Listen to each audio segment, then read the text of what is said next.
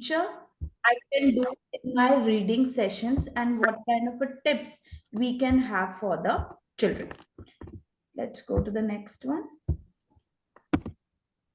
Okay. Now question is coming, how a teacher can do to help children, what they have to do. There are some fix up strategies, number of strategies are there. I'm not saying that there are only few strategies on which we can work, but yes, we have children like five fingers in our classroom, so where we have to fix up few strategies which are actually matching with the number of children. Say, suppose when we do case study of two groups of children, where we have 10 children in one group and five children in another group, right? Five children are those which we consider as slow learners, and 10 children are those which we consider as fast learner. I don't know the definition of slow learner and fast learner, because every child is unique. There are few children who are very much fast in another activity, but there are few children who are slow in, on another hand, in different activities. So here we are not looking for the window where we are thinking of slow learner and fast learner. We are actually looking at two different groups: 10 children in one group, 5 children in one group. Few strategies which are common. These are the common strategies which I found, which I can see out of 10 children, 5 have these, can go for these strategies, and out of the 5 in another group, 3 can go for these strategies. So when I don't know a word, see, we are talking about kindergarten, especially foundation years. पकड़ो। Foundation years actually involve यहाँ से छोटा grade सा 1 round करते हैं and ऐसे grade 2, और ऐसे। right? Grade 1 and grade 2 is also involved in it, because it is for the complete 5-year plan foundation years, right? So grade 1 children also feel problem when they do not know about the phonic sounds, right? So here all my five senses are working, right? First of all, the fix up strategy is sound it out. If I do not know any word, I have to sound out the letter, because letter is the building block for the word. So it is a fixed up strategy that I as a teacher should make my children aware of all the phonic sounds by differential learning method. Not only one method can work on it.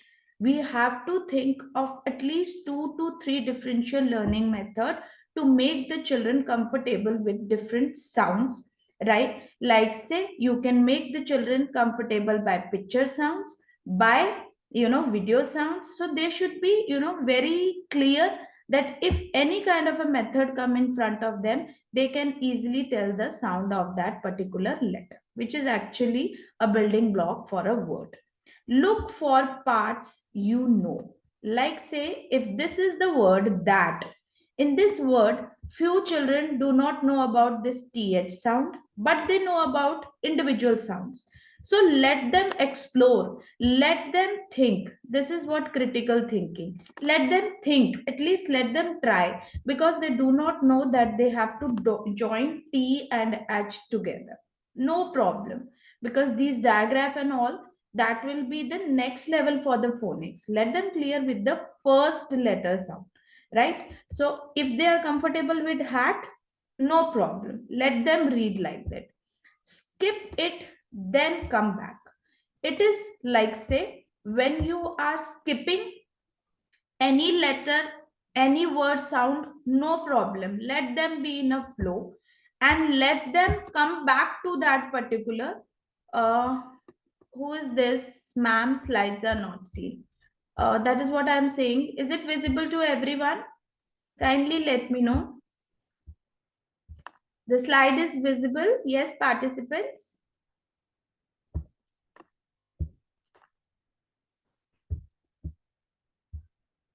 Few participants can see the slide, few won't be able to. Okay, I'll reshare. No worries. I'll reshare. Okay. Kindly mute yourself so that we can not get disturbed. Okay. So we were here. Now is it visible? You can give your thumbs up reaction as well. Okay. Now it is visible. I hope it is visible. You can unmute and okay, fine. Okay, so here you have to skip if you want to. I'm talking as a child. Okay, if I am skipping any letter, any word, don't interrupt the child in between. Let the child read and let the child come back to that letter or word or any two-letter word after the completion of that complete activity. You know, when we are interrupting the children in between, they get less confidence, isn't it? So we as learner also, what we feel, that we should go in a flow, let them complete first. I as a teacher have to assess what they are doing, and this complete journey again and again we are doing the same thing, and then we come to know, okay, first day the child was able to read three letter words, one letter word, two letter, whatever, and then by the end of the journey, say suppose 1 month, the child is able to read the complete phrase, or the child is able to read the complete paragraph, or whatever the assigned activity is. Now look at the picture. Next point is picture reading. Let them guess the picture, and by the help of the picture also they will get the, a boost up to read the context or read the text or help to read the text. That is what the picture, right? What would make a sense? Let them think also. Is this B or is this is D? Because they usually get confused between mirror images and, mirror image letters and all, like say. So they have to think, and let them think. If we are taking them to the library, that is the most appropriate way of doing the reading, skills, or enhancing the reading skills. Still, if we are not taking them, we can make a reading corner in the classroom as well, because reading should be there in the entire, say suppose day plan. We should have reading sessions in the classroom. So this was all about as a teacher. Now teacher is now motivator. So let me go to the next one. Is it visible, teachers? Yes. Is it visible? The next slide, teacher as a motivator. Okay, got it. So now here, what is going on? Questions we should ask about while we read. Now, when I'm reading something and a teacher is asking a question, what do you think? Is it a good play of activity in the classroom? Or you should say, ki, no, I just want children to read in the classroom and I will just assess them. Quickly come to the chat box. Let's make it collaborative. What do you think? Teacher as a motivator should ask the questions while reading, or teacher as a motivator should not ask the questions while reading and just assess the children? Okay, one response I got, yes. Okay, my PC. I got it from my PC. Okay, fine. So, other teachers, what do you feel? We should ask questions while reading, or we should not ask questions while reading? We just make them sit and read, and then we'll assess them. What do you think? We should not ask the questions, motivate and assess also. Yes, motivation and assessment both goes hand in hand, because there are few children who do not know actually. That is why the previous slide is all about the different fixing strategies.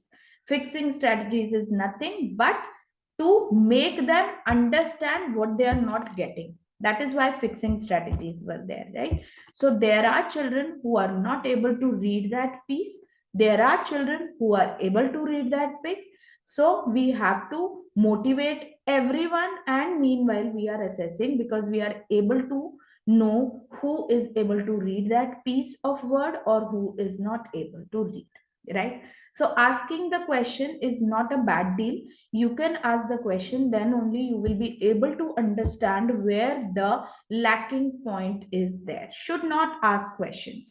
See, motivation go hand in hand. Motivation is nothing but is actually, when you are assessing the children, questioning is nothing but the assessing the children only.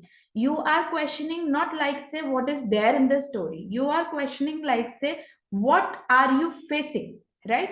If in case the child is, there are different kind of children in the classroom where they will not share everything with you, right? There are shy children, there are too much talkative children. We actually deal with five fingers in the class. So here the idea is, you have to understand as a teacher who is getting and who is not getting. So that is, who is getting is actually my assessment, and who is not getting, I will ask the question and then I will do my assessment. So here actually it is going hand in hand, right? Now there are few questions. Can you retell this story? What are the characters of the story? Who is telling this story? Is it a fiction or a non-fiction? So these are the basic questions related to a story. What do you think when I am asking a question, what I am doing? Which skill I'm enhancing? If I am asking a question to a child, reading skill is definitely going on. Reading skills, so we are already doing. What do you think? What else we are doing? If we are asking a question in between or after the reading session, what do you think? What I am doing as a teacher, what I am doing as a motivator, I'm actually making them think out of that room, not only out of that box, out of that room. I am making them to think other way around as well, not only about that story but other way around as well, that what is going on in this story, and if any other character come in this story, then what will happen. So reading is not just in a confined box, it is actually thinking as well, right? So previously, in the previous slide, I had shown you that I, as a teacher, what I can do, I, as a motivator, what I can do, and I, as a teacher, how I can fix the different problems of a child. Yes, thinking skills. Yes, you are right. So it is like that. I hope you all are agreed with this, that reading is just not a simple piece of, text we are reading in the classroom and we are just doing it. It is not at all like that. It is completely a set. We shall be talking about it in the upcoming slides, but yes, it is a complete set. Now, let me go to the next one. Yes, now this is a small activities for you teachers. What do you think what this picture depict and which type of reading is this? Come on teachers, what do you think? Which type of reading is this? Let me see how talented teachers are there in this session, that which type of reading is this? What do you think? Come quickly, come to the chat. Okay, I'm getting the response. Okay, picture reading. Okay, picture reading. Anyone else? Great. This child is so happy. I can see reading with enjoyment by looking at pictures. Okay. So here, actually, no teacher, no parent, no one is there, and the child is lying on the bed in a very comfort zone, enjoying the activity because I can see the gestures on the face. So it is completely a independent reading session going on. Whether the pictures are there, because I cannot see any pictures in it, so I'm not aware of whether the text is having pictures or not, right? But the child is enjoying, and it is entirely an independent reading session going on because the child has taken the book by himself and lying on the bed in a very comfort zone and enjoying it. So we are actually putting some light on this picture in the upcoming slides. That is why I've shown you this. Now moving to the next one. Okay, now you can read all the strategies. These are 12 reading strategies, very important for the foundation years. All the strategies we cannot implement on all different kind of children stuff, right? The idea is, out of these 12 strategies, maybe one or two or three can be implemented according to fixing, because I have already shown you the fixing in the previous slides, that how you can fix the problems. Because children can automatically start reading when they know the phonic sounds, but there are few who face problems. For them, we need fixing strategies. Okay, so these are the 12 reading fixing strategies. Every strategy is very helpful for foundation years particularly. So you have to look at which one is appropriate for your age group, the class which you are dealing actually, right? For grade 1 and grade 2 teachers, they can go for minorities 1 2, say, because they have to understand the requirement of the children of grade 1 and 2. But in kindergarten, say suppose in nursery or LKG or UKG, whatever the nomenclature is, there in early childhood we have to understand that mostly picture reading we will do with the help of first letter and vowel sounds and those families. So it is like that, right? So these are the 12 reading strategies. I shall be giving you this in the content summary. Okay, so let's move to this case study data. Very interesting. This case study data, as I told you, this is a completely case study based webinar. So in this case study data, distribution of different reading groups in kindergarten. I told you we had done a study where, different, okay. So here, thank you, ma'am. Distribution of different reading groups in kindergarten. Now you can see the graph. Fast and accurate, 62%. Accurate and slow, this much, 9%. Fast and inaccurate, 8%. Inaccurate and slow, 19%. So what do you mean by this? Anyone, if you want to share your idea. What do you think? What this pie chart is showing actually? What I should understand it as a teacher? What is actually coming in my mind when I am watching at this pie chart? This chart is actually showing that there are 62% children in the classroom who are fast and accurate. But do you think so that this data is actually applicable everywhere? Yes, you are right. Student know the phonics. Yes. So here the first building block phonics should be clear. This is a post phonic data, not pre phonic. If phonics is clear, after that this is the post phonic data. You are absolutely correct. Yes. If the children know phonics, then this will be the graph in the classroom. Fast and accurate will be 62%, and this is an approximate data, right? But it is post phonic. The study is post phonic. So, teachers, very important is nothing but to make the children aware of the phonics. If they are aware of the phonics, then this data may comply with your children in the classroom. Accurate and slow. Accurate and slow means those who are reading correctly, but they are reading slowly. Fast and inaccurate. Few are there who are reading fast, but they are not reading correctly. And 19% are those who are reading slowly and inaccurately. So, what do you think? Where should be your prime focus? Now, tell me, where should be your prime focus? In blue zone, in purple zone, in green zone, or in red zone? Very interesting question for everyone. Where you as a teacher should put your prime focus? Purple zone, okay. Yes, teachers, I'm waiting for your response. What do you feel? Which is your zone of action?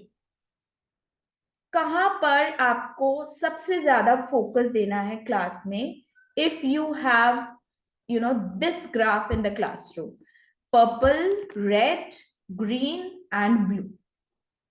Fast and accurate is already sorted, right? Fast and inaccurate, inaccurate and slow, accurate and slow is perfect again. So my area of focus is green and purple, right? Green and purple. So this is how we differentiate children in the classroom. These are the aids for the teachers only to understand that how I should be dividing my children and how I can able to help them in the reading skill in accomplishing those goals which are actually required in the kindergarten for reading. Now, what are the reading benefits? Why we are, talking about this thing right now? Why we are putting stress and why we are actually sparing this 1 hour? What are the benefits? Actually, when we are talking about the writing skills of the children, the writing skills and reading skills go hand in hand. When we are strengthening the reading skills, we are actually strengthening the writing skills of the children. When they are, their auditory WAC model is working here, when they are, reading the words, when they are reading the letters, when they are listening the sound of the letters, then only they can write, right? So here, my reading and writing skills, they are actually going hand in hand. Developing the vocabulary, improving the memory and focus, because we are already talking about the critical thinking, imagination, and using the sense organs and expanding the knowledge. Now, how it lowers the stress? Very interesting. Any teacher who feel that this point is perfect here, how reading lowers stress? We usually speak that books are our real friends, and like that. So nowadays book reading is something which is actually in vain. Children are more towards technological part, and they are very much interested in digital learning and everything. But book learning is something which can never be old, isn't it? And it actually lower down your stress, because your all the senses, they are getting detoxified by this. So actually it is lowering the stress. The signals which are getting, the neurological signals which are getting into the brain, they are actually getting something which is very fruitful and according to their age is appropriate for them. That is why it is lowering the stress. So here benefits of reading are very important. And in kindergarten, if I talk, it is particularly strengthening the writing skills and improving the memory and the focus of the child.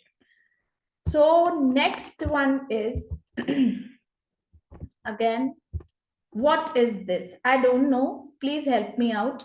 Read, stop, and tell. What do you think? What is this?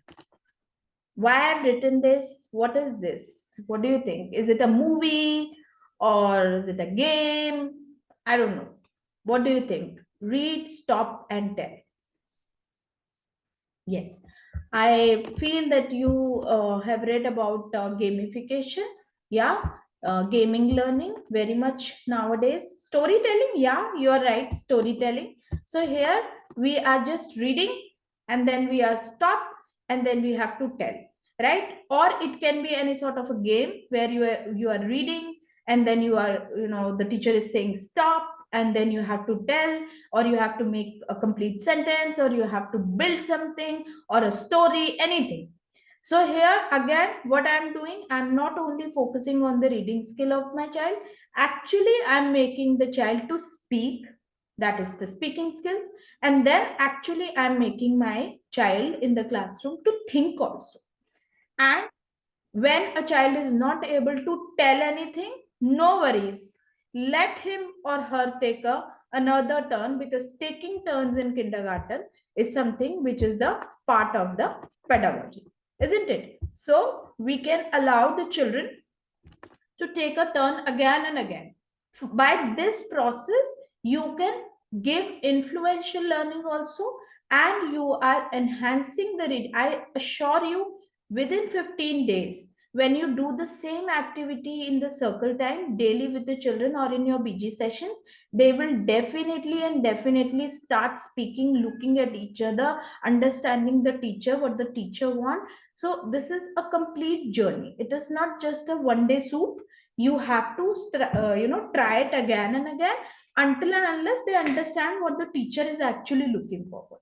But children of grade 1 and 2, that is primary, can easily understand it in one or two goes, like say. So you can implement such things in the classroom, so that your reading can be enhanced. Okay, very interesting. And my most favorite part, that is models for reading. Okay, teachers, there are two models for reading. right? So you have to choose your own model. That is your choice, how you can how you actually want to enhance the skill of the children, reading skills of the children in your classroom, following which model. But we are actually here the foundation year teachers, so actually I think the top down model is more appropriate than the bottom up model. But look at the bottom up model just for a review. Here, comprehension, which is the bigger part, sentences, again, bigger part, phrases, bigger part, words, bigger part, and letter is at the lower end, very small part. And opposite of it is this model, where letter and sound is the at the bigger part, then word recognition, and it get narrow. So here we are as a teacher, we means foundation year teachers, we as foundation year teachers, we are actually following the top down model. Whatever we are teaching to the children in the classroom is actually scientific, everything is scientific, everything is having model or theory behind it. So here we are doing top down approach because we are at this point, our children are at this point.